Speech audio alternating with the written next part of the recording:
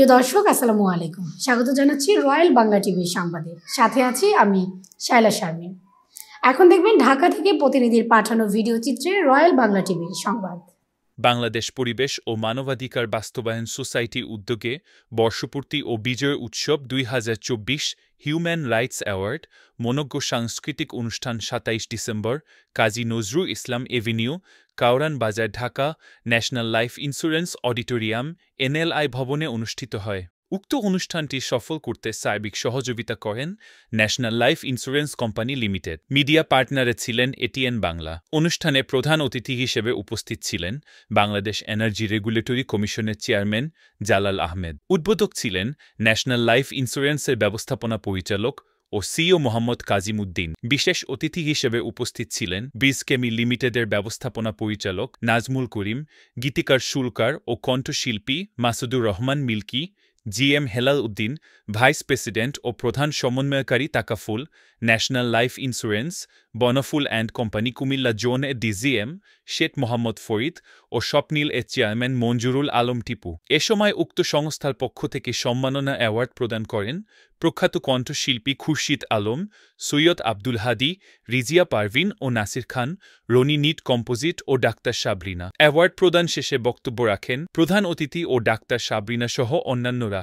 ফলে এই যে সংস্থা যারা পাটোয়ারি সাহেব অত্যন্ত গুরুত্বপূর্ণ কাজ করে যাচ্ছেন এবং এর মাধ্যমে সমাজের উপকার করে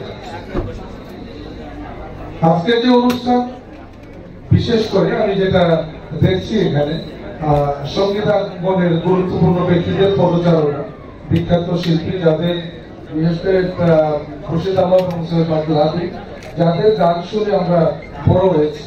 আমরা তো বড় হয়ে গেছি আসলে, তাই না? তার মানে কবে থেকে গান খুরশিদ আলম, কারণ আমরা যখন ছোট তখন থেকে তারা গান শুনে, তাই না?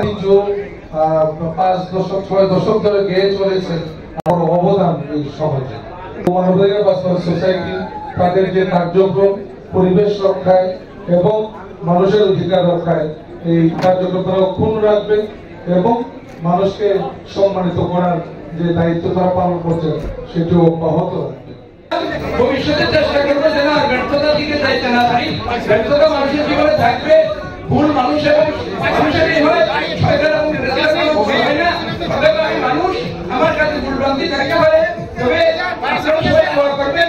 আমার চেষ্টা এবং আমার ইচ্ছা যেন কোনো ভুল না করি এবং যদি কোনো অন্যায় এবং অপরাধ থাকে।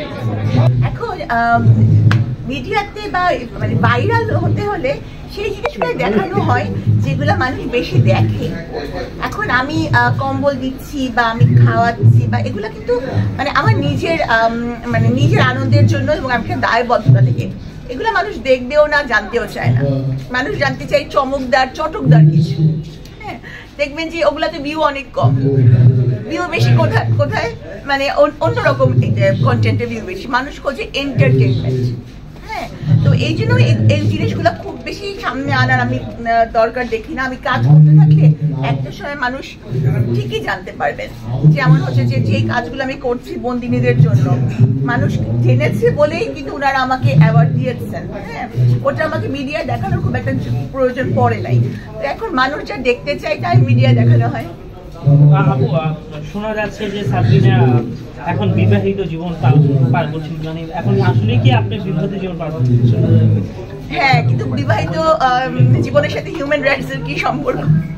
না, বলছে সবাই, এখন সবাই বলছে আপনি আসলে সবাই অনেকেই আপনার ক্রাশ আপনি জানেন, কিন্তু হুট করে শুনতেছে মিডিয়াতে যে আপনি বিয়ে করে ফেলছেন, তো তাদের তো মন ভেঙে গিয়েছে। এই ব্যাপারে কি বলবেন? তাদের মন ক্রাশ হয়ে গেছে নাকি? হ্যাঁ, মন ক্রাশ হয়ে গেছে। আসলে কি এটা সত্যি কিনা আমরা জানতে চাচ্ছি। আপনি কি তাদের মন আরো ভাঙতে চান? আমরা মানে সত্যিটা জানতে চাচ্ছি আসলে। সত্যি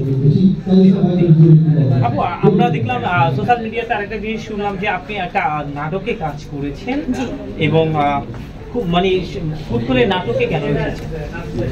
নাটকে কাজ করাটা মানে অভিনয়ের প্রতি আমার একটা অভিনয় করার একটা স্বপ্ন আমার ছিল সবসময়।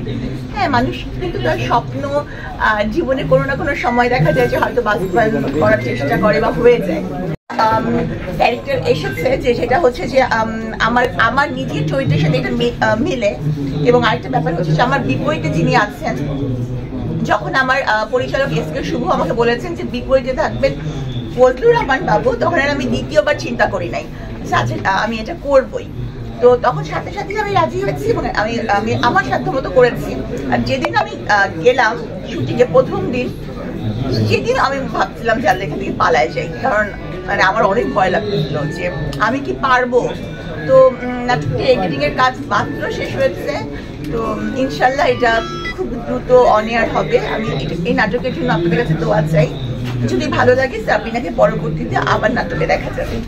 আমি পুরোটা নাটকে আমি একটু অনেক ভয় পাচ্ছিলাম যে কখন ফজলুর রহমান বাবু আমাকে বকা দেন যদি উনি, কিন্তু পরে দেখলাম যে না, উনি বকা দেননি। তারপরে আরেকজন সিনিয়র আর্টিস্ট ছিলেন সাবির আলম, উনি অসম্ভব ভালো অভিনয় করেন, তো উনিও আমাকে বকা দেয় নাই, মোটামুটি বকাহীন ভাবে আমি